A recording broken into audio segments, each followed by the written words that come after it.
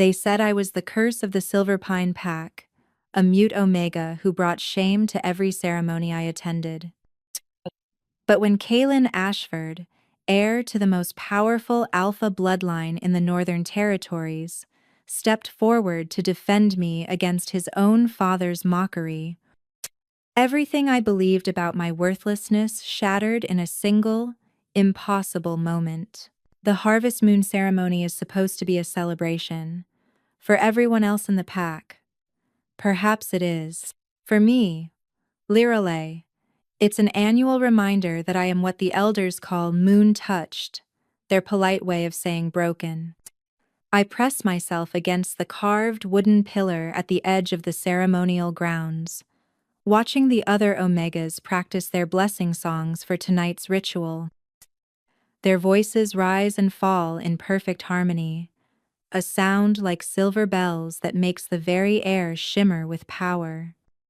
The blessing songs are sacred. They bind our pack's magic, strengthen our borders, and honor the moon goddess who gave us our wolf spirits. And I, who haven't spoken a single word since the Night Raiders killed my younger brother 7 summers ago, can contribute nothing. Look who's here. A familiar, cutting voice slices through the morning preparation. The silent stain. Vera Blackmore glides toward me, flanked by her usual followers. She's everything an Omega should be: graceful, vocal, her blessing song so powerful it can make flowers bloom in winter. Her father sits on the Alpha's council. Mine died protecting a supply wagon. I don't know why you even attend, Vera continues, loud enough for everyone to hear. The other Omegas stop their practice, turning to watch, proffer. It's not like you can perform the blessing. You just stand there like a dead tree while the rest of us do the actual work, kind of slave. I keep my eyes down, counting the knots in the wooden floor. 17, 18. If I make myself small enough, maybe she'll grow bored. My father says the Alpha Prime is considering a new law, Vera announces, her voice dripping with false sweetness. Defective Omegas, who can't contribute to ceremonies, will be relocated to the outer settlements, where they belong. My chest tightens. The outer settlements are where the packless go-wolves who've been exiled, or those too weak to hold territory. It's a death sentence by another name. Maybe that's for the best, another Omega adds. The pack's magic has been weaker ever since she started attending ceremonies. My grandmother says mute Omegas are cursed by the moon herself. I want to scream that it's not true, that I didn't choose this silence, that it chose me the night I watched my 6-year-old brother call my name before the raiders' arrows found him. The healer said the trauma locked my voice away, somewhere so deep that even my wolf can't find it. But I can't defend myself. I can only endure. The ceremonial grounds of Silver Pine are ancient, carved from the massive roots of the great heartwood tree that stands at our territory's center. Tonight, under the harvest moon, all the packs of the Northern Territories will gather here. The Alpha Prime will announce new alliances, new laws, and most importantly, his heir will choose their first honor guard from among the Omegas. It's the highest position an Omega can achieve: protector and advisor to the future Alpha Prime. And I will stand in the shadows, as always, silent and ashamed. The night my voice died lives in my bones like winter frost that never thaws. I was 11 summers old, left to watch my younger brother Tam, while our parents attended a border meeting.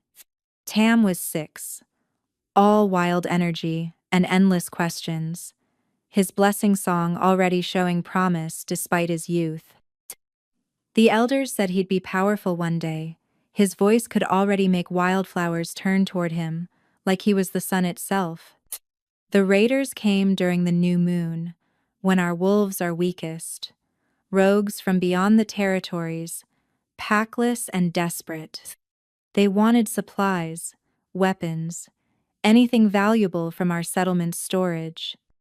I grabbed Tam and hid us in the root cellar beneath our cottage, the way Mother had taught me. But Tam was so young. He didn't understand why we had to be quiet. Lyra, he'd whispered, tugging at my sleeve. I'm scared. I held him tighter, pressing his face into my shoulder. But when we heard our cottage door splinter above us, he panicked. He broke free from my arms and ran up the cellar steps, calling for our parents who were miles away. Mama, Papa! I ran after him, but I was too slow. The raiders had crossbows, illegal weapons, poisoned with wolfsbane.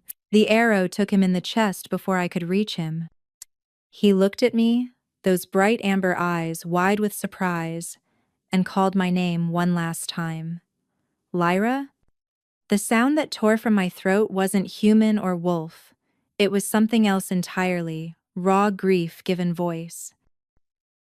They say my scream shattered every window in the cottage, that it made the raiders' ears bleed, that it called every wolf within 5 miles to our location. But when the pack arrived, when they drove the raiders off and found me holding Tam's cooling body, I couldn't make another sound. The healers tried everything: herbs, moonstone healing, even bringing in a specialist from the Eastern Territories who worked with trauma. My vocal cords were perfect, unmarred.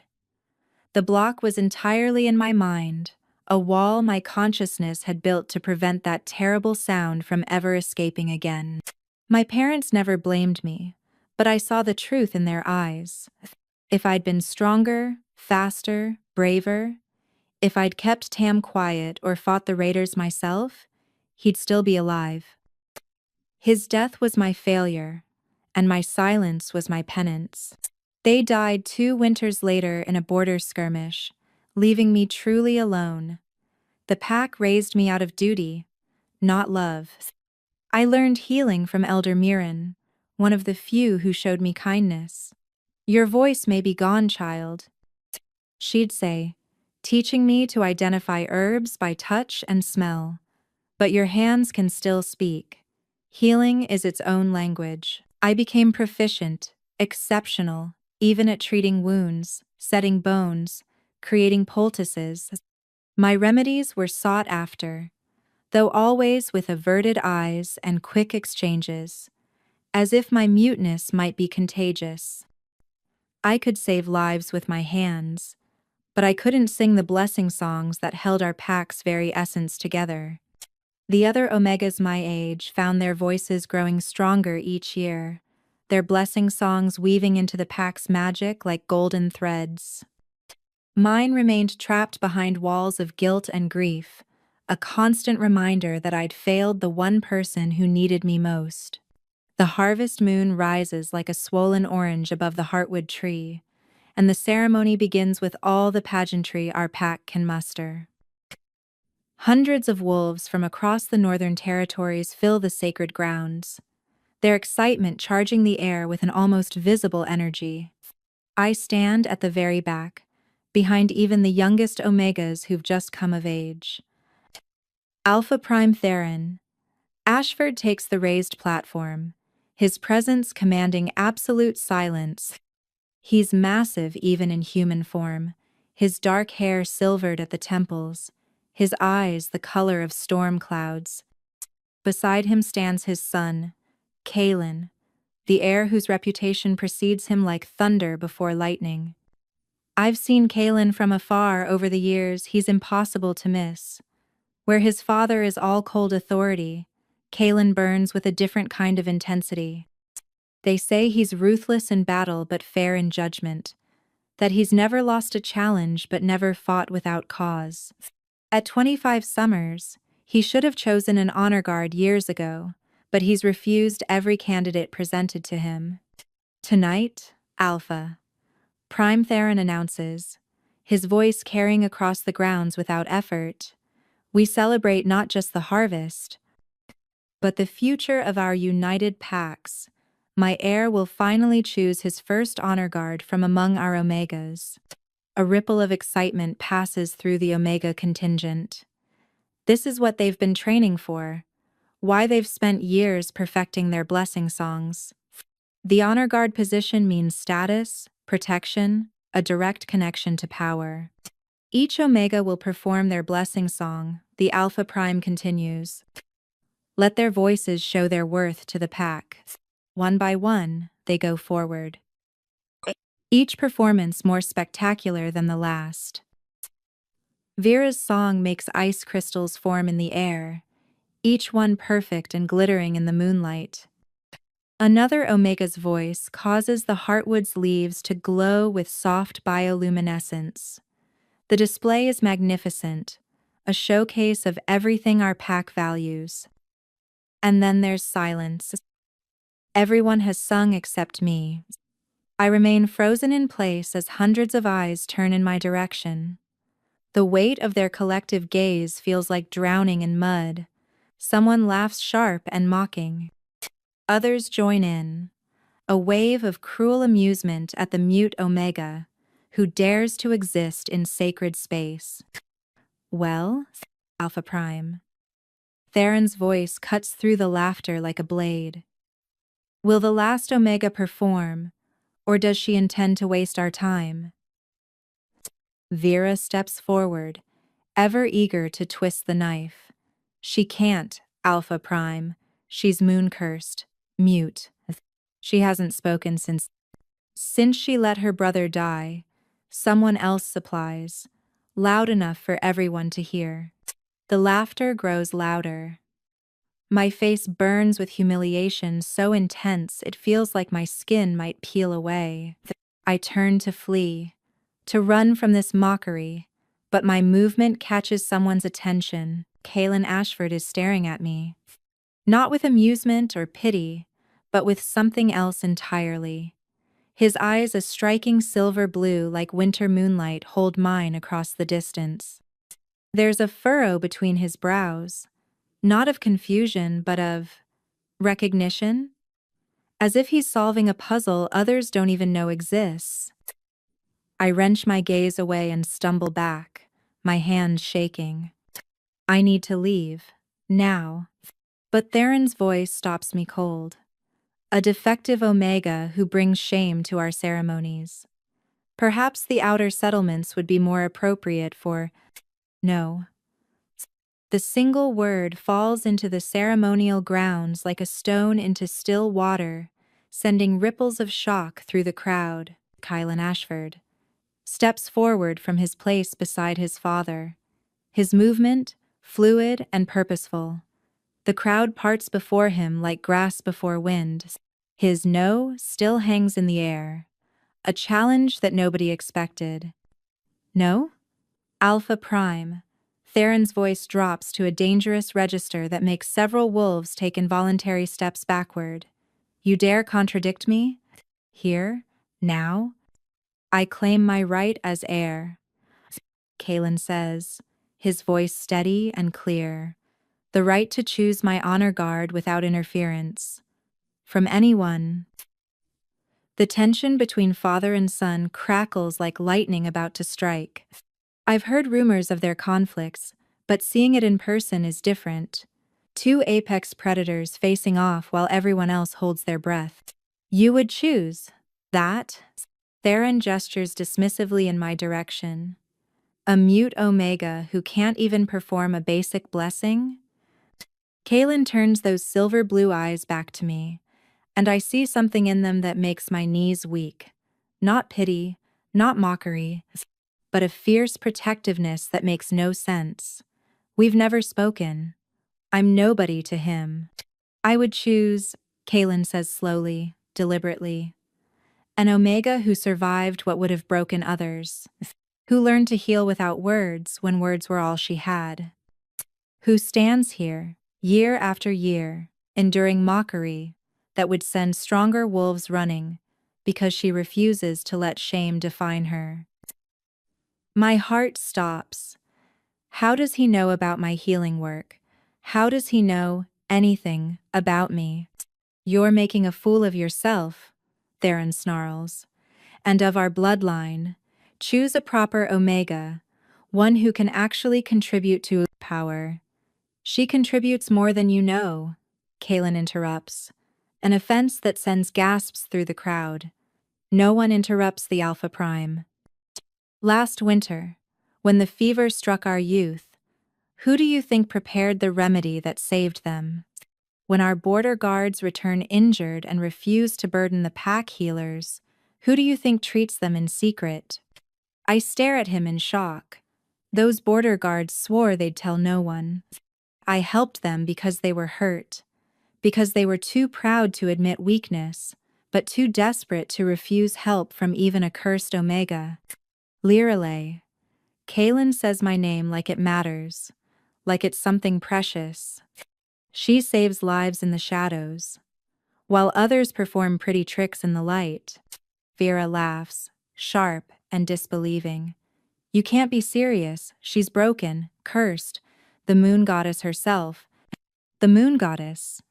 Kaelin's voice cuts through hers like a blade through silk, doesn't curse children for grieving their dead brothers.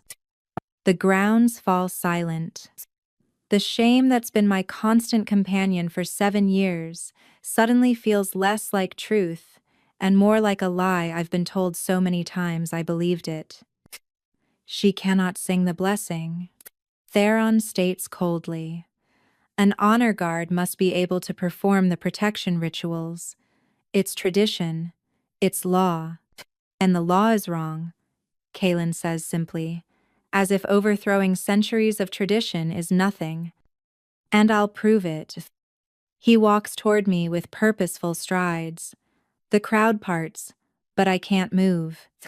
I'm frozen like a rabbit before a wolf, except this wolf is looking at me like I'm something wonderful instead of something wrong.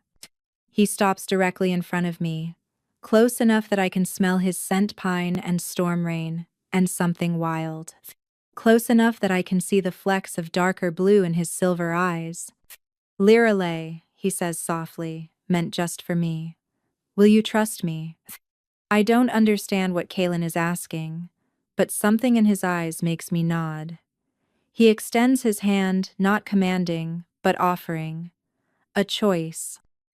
After a heartbeat that feels like eternity, I place my trembling fingers in his. The moment our skin touches, something electric passes between us. Not the mate bond that's impossibly rare and would be unmistakable, but something else. Recognition. Like two halves of a conversation finally being spoken aloud. Percent. The blessing songs are powerful. Kaelin addresses the crowd, though his eyes never leave mine, but they're not the only magic our pack possesses. Lirale? Show them what you brought. My eyes widen in confusion, but he squeezes my hand gently and nods toward my satchel, the one I always carry, filled with healing supplies I prepared in case anyone was injured during the ceremony. With shaking hands, I open it, revealing small vials of moonwater essence, crushed silver leaf, and healing stones I've charged under 13 full moons. 6 months ago, Kaelin announces, his voice carrying to every corner of the grounds, our scouts encountered a rabid dire wolf at the eastern border. The creature bit through Garrett's shoulder before we could kill it. The infection should have killed him within days. Garrett, one of the elite guards, steps forward from the crowd. He pulls aside his collar, revealing smooth, unmarked skin, where a fatal wound should be. She saved me, Garrett says simply. Found me delirious with fever in the woods. Didn't say a word, couldn't, but she held me down and poured something down my throat that burned like liquid moonlight. Stayed with me for 3 days and nights while the infection fought her cure. Never left, even when I thrashed and snarled more beasts than man. Infection every 3 tenchly in Calorays. Other wolves begin stepping forward. A female warrior shows where her severed tendon was reconnected with precision no pack healer had managed. An elder displays his hands, once twisted with bone rot, now flexible and strong. One by one, My secret patients reveal themselves dozens of wolves I've helped in hidden moments, all sworn to secrecy because accepting help from the cursed Omega was shameful. Words have power, Kalen says, his voice rising with conviction. But so does action. So does sacrifice. So does choosing to heal those who mock you, simply because healing is who you are. He turns to face his father, and the challenge in his stance is unmistakable. I choose Lirale as my honor guard. She's already proven her protection. She's been guarding this pack for years, asking nothing in return, not even recognition. This is unprecedented, Theron growls. An honor guard who cannot speak the protection oaths, who cannot sing the binding rituals. Then we'll create new traditions, Kalen responds. Or have we become so rigid that we'd rather lose a healer of her caliber than adapt our precious ceremonies? The crowd murmurs, uncertain. Change doesn't come easily to our kind. But I see something shifting in their faces. Doubt where there was once certainty. Consideration where there was once dismissal. Vera pushes forward, her face twisted with fury. This is ridiculous. She's nothing. A mistake that should have been cast out years ago. The sound that comes from Kalen's throat is pure alpha command, though he won't inherit that full power until his father steps down. Still, it's enough to make Vera stumble backward, her face paling. Speak of her like that again, he says quietly, dangerously, and you'll find out exactly how much nothing matters to me. The threat in his voice is unmistakable.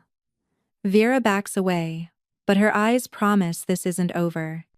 Kalen keeps hold of my hand as he leads me to the center of the ceremonial grounds. My heart pounds so hard I'm certain everyone can hear it. The space that's always been forbidden to me now opens at his insistence. There's something else, he says, loud enough for all to hear. Something I discovered in the old texts, in the histories most have forgotten. Before blessing songs, before our voices became our primary magic, our ancestors had another way. He reaches into his coat and pulls out an ancient leather journal, its pages yellowed with age. The silent guardians, Omegas who spoke through action, through intent, through the pure force of will. They were considered the strongest of all, because their magic didn't need sound, it came straight from the soul. My breath catches. I've never heard these stories. No one has ever suggested that silence could be anything but weakness.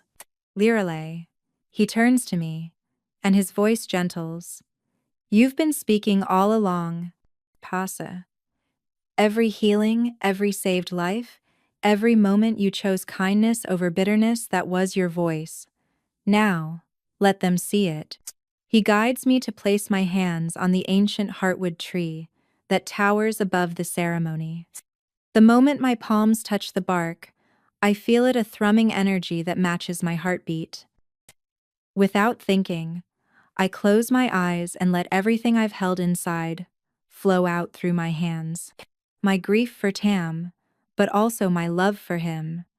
The loneliness of 7 years of silence, but also the peace I found in healing. The shame I've carried, but also the quiet pride in every life I've saved. All of it pours into the tree, and something impossible happens. The heartwood begins to glow. Not with the showy light of a blessing song, but with something deeper, older, a warm, golden radiance that spreads from where I touch it, flowing up through every branch, every leaf. The light pulses with my heartbeat, and I realize with stunning clarity this is my voice. Not words, not songs, but pure intention made manifest. The gathering stands in stunned silence. Even Alpha Prime Theron looks shaken. The heartwood hasn't glowed like this in generations.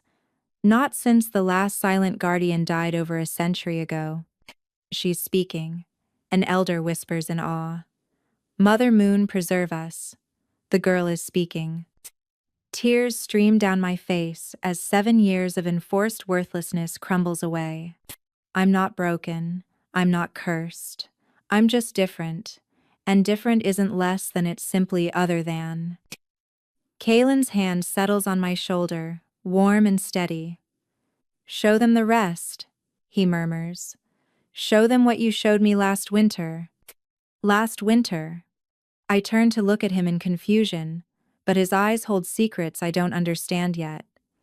Still connected to the heartwood, I let my deepest truth flow out, the memory I've shared with no one. The moment after Tam died, when my scream shattered windows and called the pack. But also what happened next, what I've never admitted even to myself. In that moment of pure grief, I felt every living thing within miles. Every wolf, every tree, every blade of grass. I felt their life force, their pain, their joy. I felt the entire interconnected web of existence, and in response to my pain, they grieved with me. The heartwood's glow intensifies, and suddenly everyone in the gathering gasps as one. They feel it too, that connection, that web of life that binds us all. For just a moment, through me, they experience what I experienced. Unity beyond words, understanding beyond language, process. A voice walker, Elder Mirren breathes, naming something I've never heard of. She's not mute, she's evolved beyond our limited understanding of voice. She speaks directly to the life force itself. The moment shatters as Alpha Prime Theron slams his fist against the platform, the sound echoing like thunder. Enough of this mysticism. Evolution? Voice walkers? These are fairy tales, not pack law. The heartwood's glow fades as I pull my hands away. Suddenly exhausted, Kalen steadies me, his arms sliding around my waist with casual possessiveness that sends whispers through the crowd. Father. Kalen's voice carries a warning. You saw what everyone saw. You felt it.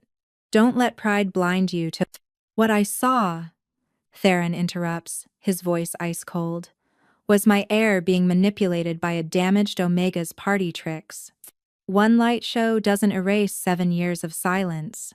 It doesn't make her suitable to guard the future Alpha Prime. Then test her. A new voice calls out. Kieran Volkov, Alpha of the Eastern Pax, steps forward. He's younger than Theron, ambitious, and his eyes gleam with opportunity. If there's doubt about the Omega's worthiness, let her prove herself. The old way. My blood runs cold. The old way, trial by combat. An archaic tradition where an Omega must face a challenger to prove their right to a position. It hasn't been invoked in decades because it's barbaric, often fatal for the Omega. Don't be ridiculous, Kalen snarls, but his father's eyes light with cruel interest. No, Kieran makes a point, Theron says slowly. If she's truly worthy to be an honor guard, she should be able to defend herself. After all, how can she protect my son if she can't even protect herself? No, she's a healer, not a warrior, Kalen protests, his arm tightening around me. Then perhaps she's not suitable after all. Theron replies smoothly. Unless you're afraid your chosen Omega can't handle a simple challenge, it's a trap, perfectly laid. If Kalen refuses, it proves I'm weak. If he accepts, I'll likely be destroyed in combat. Either way, Theron gets what he wants, me removed from his son's life. I'll be her champion, Kalen declares immediately. I'll fight in her place. No. The word escapes me in barely a whisper, but it's the first sound I've made in 7 years. Everyone freezes. My throat burns like I've swallowed glass, but I force out more words, each one scraping like claws. My fight. Fight. Kalen stares at me in shock. Lirale, you don't have to. I press my fingers to his lips, silencing him. If I'm going to be his honor guard, I won't start by hiding behind him. My voice is broken, barely functional, but it's mine. Choose. Challenger. I rasp, looking directly at Theron. The Alpha Prime's smile is cold as winter. Vera Blackmore. Let's see if the moon-cursed mute can stand against a true Omega. Vera steps forward eagerly, her beautiful face twisted with malicious joy. Finally, I've waited years to put you in your place, Kerr. No. The crowd forms a circle, ancient tradition demanding space for the challenge. Kaelin refuses to leave my side until the last moment. You don't have to prove anything, he says urgently. Not to them, not to anyone. I touch his face gently, marveling that I'm allowed this intimacy. To me, I whisper. Prove to me. Understanding dawns in his eyes. This isn't about them, it's about me, finally fighting back after 7 years of accepting their cruelty. As Vera and I face each other in the circle, she begins her blessing song, a vicious melody designed to disorient and weaken. The notes slam into me like physical blows, making my vision blur and my knees buckle. Look at you, she croons between verses, still that pathetic little girl who let her brother die. You think the heir's protection changes what you are? You're nothing. You've always been nothing. Vera's song intensifies, and I feel my consciousness fragmenting under its assault. Blood trickles from my nose as her voice weaponizes into something designed to shatter minds. Around us, several younger wolves cover their ears, but within the challenge circle, I have no escape. They found your brother's body, Vera hisses, her song weaving the words into weapons, calling for his big sister who was too weak to save him. Lyra! Lyra! He cried, but Lyra was a coward. Something snaps inside me. Not breaks, releases. The scream that's been trapped in my throat for 7 years erupts outward, but it's not sound, it's pure force. It slams into Vera like a physical wall, lifting her off her feet and hurling her backward. She hits the ground hard, her blessing song cutting off abruptly. But I don't stop there. All the words I've swallowed, all the defenses I couldn't speak, all the grief and rage and pain I've compressed into silence. It all pours out in a visible wave of energy. The ground cracks beneath my feet. The air itself seems to ripple and bend. Vera scrambles to her feet, genuine fear replacing her smugness. She tries to restart her song, but my silence has weight now, presence. It fills the space between us, making her voice sound thin and meaningless. I advance on her, and she backs away. No one has ever seen an Omega fight like this without songs, without traditional magic. Just raw, unleashed emotion, given form. Monster, Vera gasps. You're not an Omega, you're a monster. The word should hurt. Instead, it liberates me. Yes, maybe I am a monster. A monster born from tragedy, shaped by isolation, forged in the fires of constant humiliation. But I'm a monster who saved lives. A monster who chose healing over hurting. A monster who survived. Vera makes one last desperate attack, lunging at me physically when her voice fails. I catch her wrist, and through that touch, I do what I did with the Heartwood. I show her everything. Every patient I've healed. Every life I've saved. Every moment. I chose kindness when cruelty would have been easier. But I also show her Tam, my bright, beautiful brother, his laugh, his tiny hands in mine, the light leaving his eyes, the weight of his body, the grass stained with his blood. Vera collapses to her knees, sobbing. I'm sorry. Moon Goddess, I'm sorry. I never understood. I never. Enough. Alpha Prime. Theron roars. The challenge is concluded. Vera has yielded. But something's wrong. The power I released isn't returning. It's spreading, reaching beyond the circle, touching every wolf present. They're all feeling what I felt, seeing what I saw. The shared grief brings some to tears. Others fall to their knees. Kalen reaches me first, pulling me against him as I sway. Lirale, you need to pull it back. You're projecting too much. But I don't know how. This voice I've found isn't words, it's everything. And now that it's free, I can't contain it. Get her out of here, Theron commands. She's losing control. She'll drive the entire pack mad with grief. She's not losing control, Elder Mirren interjects, approaching slowly. She's awakening. This is what voice walkers do. They connect us all, whether we want it or not. But without training, without guidance. She looks at me with ancient eyes. Child, you're going to burn yourself out. You need to leave. Tonight. Go to the sacred pools in the northern wastes.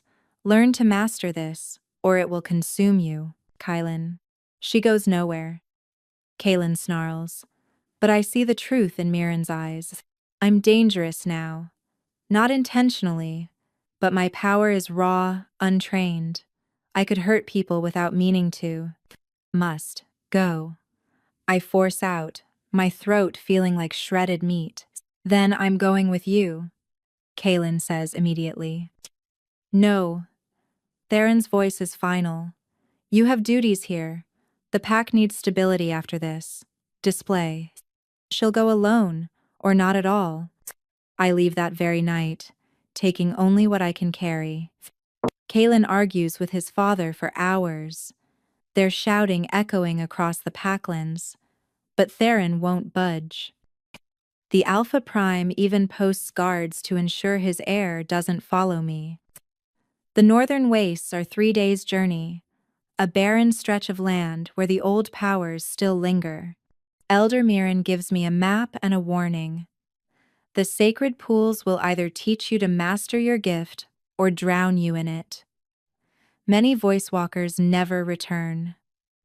No more stories, I will tar taking the second. Many voice walkers never return. On my second night of travel, I make camp in a small cave, exhausted and heartsick. That's when I hear them voices carried on the wind, not meant for my ears. The boy is more stubborn than expected. It's Kieran Volkov, the Eastern Pack Alpha. He's threatening to renounce his position if Theron doesn't let him follow her. Let him threaten. Another voice. Theron himself.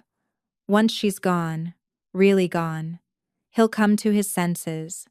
The sacred pools haven't been kind to anyone in decades. The last 3 wolves who sought them came back mad or didn't come back at all. My blood turns to ice as I realize what I'm hearing. They're not far from my hiding spot, meeting in secret. You planned this, Kieran continues. The challenge, Vera's attack, even Mirren's suggestion to send her away. Clever. The girl's power is real, Theron admits. I felt it. But that makes her more dangerous, not less. A voice walker could undermine traditional authority. If Omegas realize they don't need blessing songs to have power, if they discover their silence can be stronger than voice, the entire structure of our society crumbles. And your son? My son is young, foolish, and thinks he's in love. He'll forget her once she's gone. I've already arranged for the Southern Pack to send their finest Omegas for the winter gathering. One of them will catch his eye. What if she survives the pools? What if she comes back stronger? There's a pause, then Theron's voice drops to something darker. Then we'll handle it. Accidents happen in the wastes. Rogues, harsh weather, unstable magic. No one would question it. They're planning to kill me if I survive. My hands shake as I press deeper into the cave's shadows. The boy won't forgive you if he finds out, Kieran warns. He won't find out. And even if he suspects, what proof would he have? I'm trying to protect our way of life, our traditions. Sometimes that requires difficult choices. And the others who've awakened? Mirren mentioned voice walkers, plural, fairy tales and ancient history. The girl is an anomaly, nothing more. Once she's gone, we can return to the natural order. Their footsteps fade, but their words echo in my mind. This was never about protecting Kaelin or the pack. It's about power, control, maintaining a system where alphas rule and omegas submit. My very existence threatens that. I spend the rest of the night awake, reconsidering everything. Should I run? Disappear entirely? But then I think of Kaelin's eyes, the way he stood against his own father for me. I think of the other omegas, trapped in silence of a different kind, believing their only worth comes from pretty songs and submission. By dawn, my decision is made. I'll go to the sacred pools, but not to disappear. I'll master this power, and then I'll return.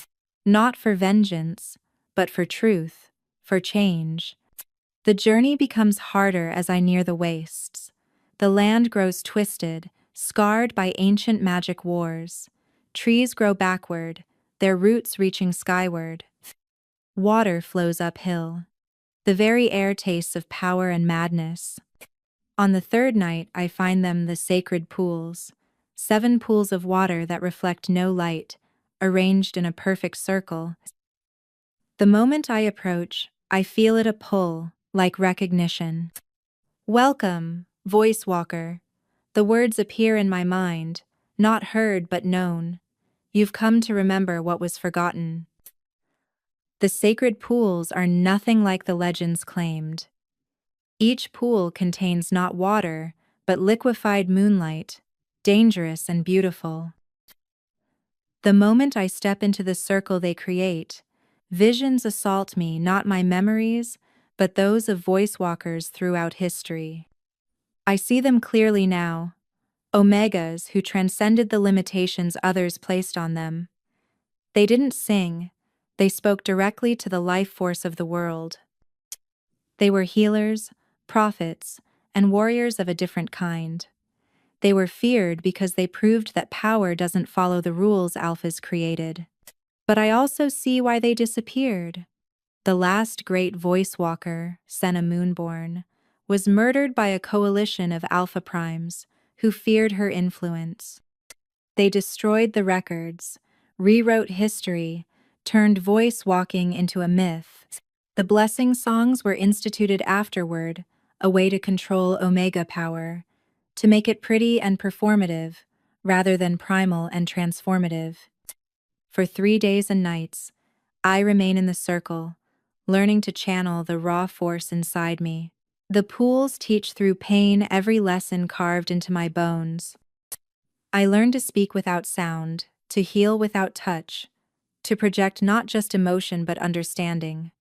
Most importantly, I learn control. On the 4th day, unexpected visitors arrive. I told you she'd be here, Garrett says, the guard whose life I saved from rabid infection. With him are 6 others wolves I've healed, including 2 omegas, whose blessing songs never quite measured up to pack standards. What are you doing here? I whisper, my voice still rough but growing stronger. Bearing witness, one of the omegas, Thessa, says firmly, Theron sent us to confirm your death or madness. We're going to report exactly what we see that your mastering powers the Alpha Prime fears, because they prove his worldview wrong. You'll be exiled, I protest. Maybe, Garrett shrugs, but some things are worth the risk. You saved my life, asking nothing in return. The least I can do is ensure everyone knows you survived. They make camp at the edge of the wastes, close enough to watch but far enough to avoid the pool's effects. Their presence gives me strength for the final trial submersion. Each voice walker must enter the central pool, the darkest one, and face their deepest truth. Most never emerge. I wade in slowly, the liquid moonlight cold enough to burn. The moment it covers my head, I'm no longer in the pool. I'm in that root cellar again, holding Tam. But this time, I see what I couldn't before. Tam wasn't afraid when he died. His last word, my name, wasn't accusation. It was love. He was calling for me because I was his safe place, his protector, even in death. You didn't fail me, his voice whispers, though I know it's my own truth speaking. You loved me. That's all I needed. The grief doesn't disappear, but it transforms, from a weight that drowns to a current that carries. I emerge from the pool gasping, crying, but whole in a way I haven't been since that night. By the moon, Thessa breathes. Look at her. I don't understand until I see my reflection in the pool's surface. My eyes now hold flecks of silver, like captured moonlight. My skin bears faint markings, not scars, but patterns that seem to shift and move, telling stories without words. I am marked as what I am. Voice walker, bridge between silence and song. We need to go back, I say. And my voice is clear, strong, though I know I'll always choose silence as often as speech. Theron and Kieran are planning something. The winter gathering, they want to force Kaelin to choose a new Omega. Garrett's expression darkens. The prince has been fighting his father every day since you left. He's threatened to challenge him for leadership if Theron doesn't lift your exile. A challenge between father and son would tear the pack apart. I won't let that happen, not for me. Not when there's another way. Then we arrive, before the gathering. I decide. And I'll show them what a voice walker really is. Not a threat to their power, an evolution of it. The journey back takes 2 days. As we near Pack Lands, more wolves join us. Word has spread through Garrett, through the Omegas, through the network of those I've healed. They want to see what I've become. We arrive as the winter gathering begins, the first snow falling like a blessing or a curse. The great pavilion is decorated with ice crystals and silver banners, and Omegas from 3 neighboring packs have come to compete for Kaelin's attention. I don't enter through the main gates. Instead, I walk through the assembled crowd, my witnesses flanking me. Whispers follow in my wake. The mute Omega returns. The cursed one lives. Look at her eyes. Look at her marks. The pavilion falls silent as I approach. On the raised platform, Theron sits rigid on his throne, his face cycling through shock, rage, and something that might be fear. Beside him, Kaelin rises so quickly his chair topples. Lirale. My name on his lips sounds like a prayer answered. I don't run to him, though every cell in my body wants to. Instead, I walk steadily forward until I stand in the center of the pavilion, where Omegas perform their blessing songs. You were exiled, Theron says, recovering his composure. Your presence here is... I was sent to master my gift. I was sent to master my gift. I interrupt, my voice carrying despite its softness. I've done so. Now I return to claim my position as honor guard to Prince Kaelin. Impossible. You abandoned your post. Another will be chosen tonight. Then let them try, I say simply. Any Omega who wishes to challenge my claim is welcome. 3 Omegas step forward, immediately beautiful, accomplished singers from the southern pack. Their songs begin in harmony, a coordinated attack designed to overwhelm. But I don't fight them. Instead, I open my arms wide and let my power flow not as weapon but as revelation. I show the entire gathering what the sacred pools showed me, the true history of voice walkers, the deliberate suppression of our gifts, the fear that drives alphas to cage omega power in pretty songs. The singing omegas falter, their voices dying as they see what I see. One of them, the youngest, actually gasps and says, "They lied to us about everything." "Enough of this heresy," Theron roars, rising from his throne. Guards remove her. But Garrett and his unit step forward, placing themselves between me and any who would approach. "With respect, Alpha Prime," Physiandus formally, "we stand as witnesses to her truth. More wolves move my saved patience, the overlooked omegas, even some betas who've grown tired of the rigid hierarchy. They form a protective circle around me." "You would divide the pack?" Theron snarls at me. "You would bring civil war?" "No," I say firmly. "I would unite it, not through force or tradition, but through understanding." I extend my power again, gentler this time, creating connections between every wolf present.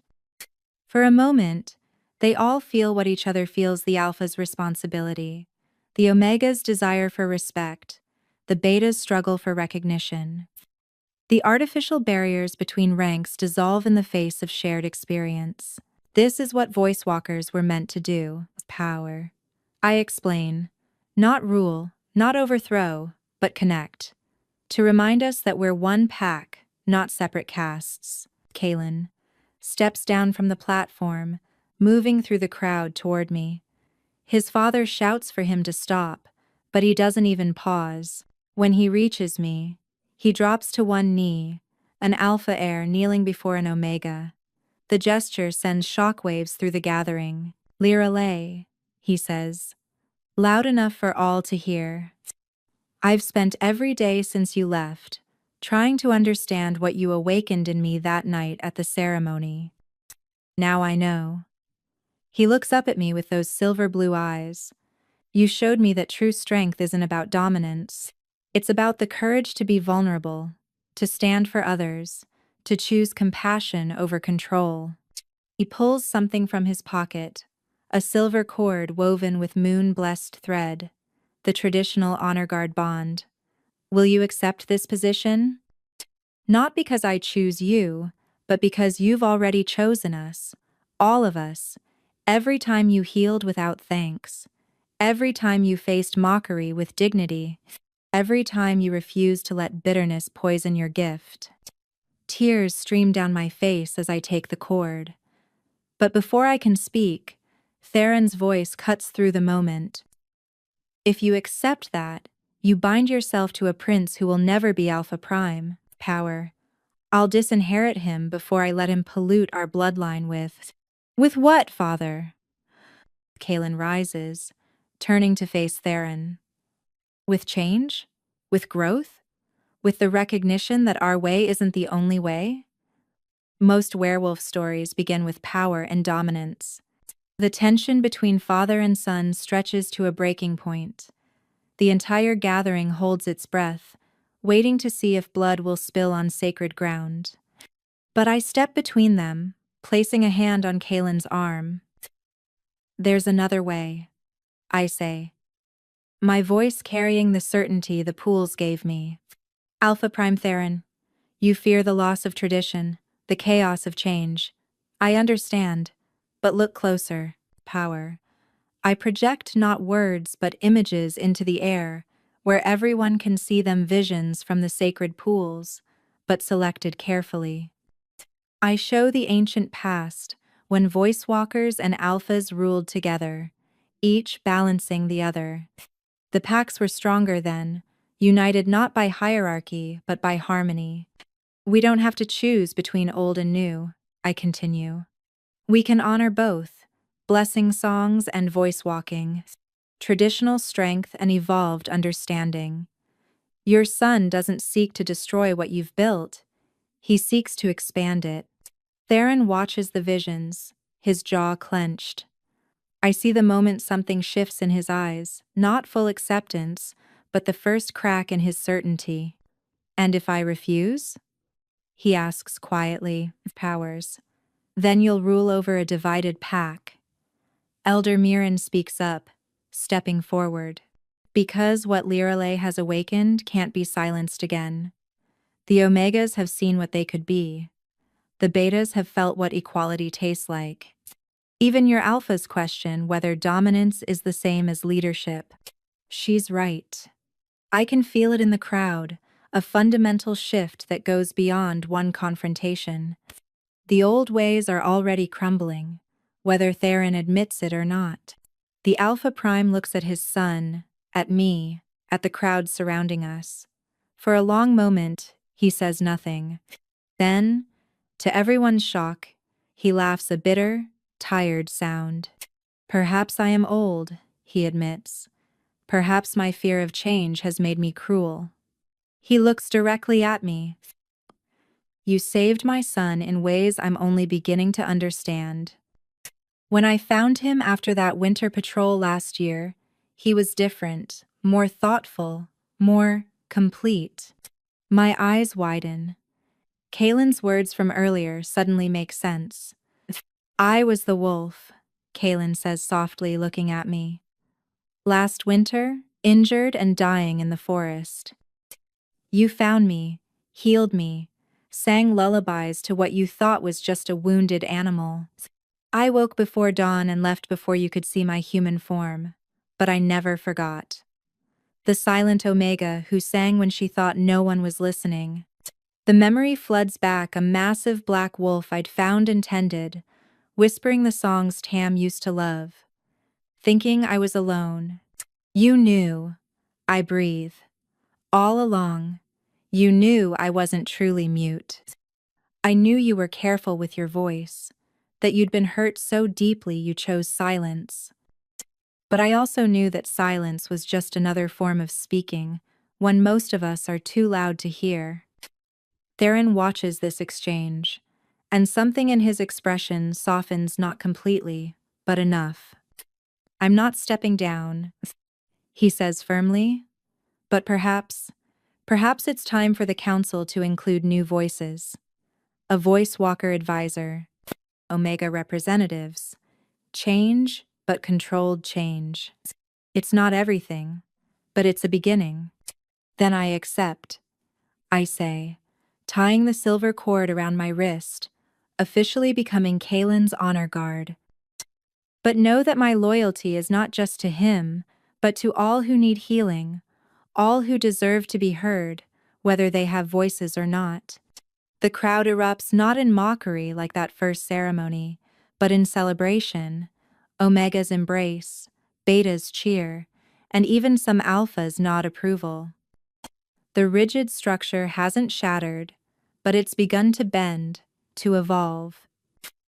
Later, as the celebration continues around us, Kalen pulls me aside to a quiet alcove, the same alcove where I once hid from the world.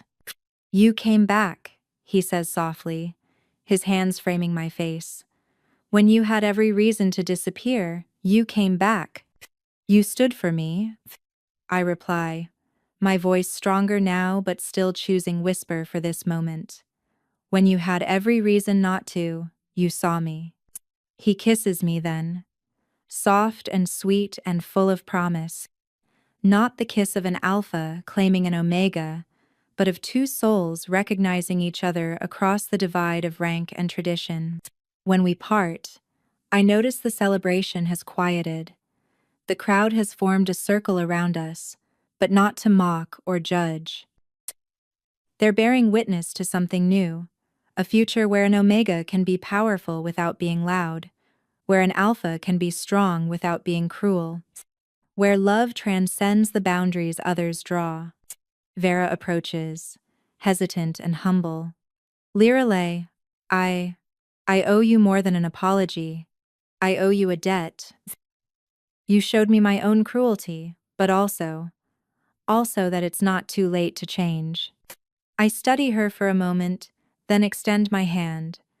Then help me teach others. Your blessing song is powerful. Imagine what you could do if you used it to heal instead of hurt. She takes my hand, tears in her eyes. I'd like that. The change won't be easy or quick. There will be resistance, setbacks, probably danger. But for the first time in 7 years, I'm not afraid. Powers. Because I've found my voice not in words or songs, but in the space between them, where truth lives. And with Kaylin beside me, with allies gathering, with the old ways evolving into something better, I know we'll reshape this world. One healing at a time, one connection at a time, one voice spoken or silent at a time. The mute Omega they mocked is gone. In her place stands a voice walker, an honor guard, a bridge between worlds. I am Lirale, and I am finally, truly, home.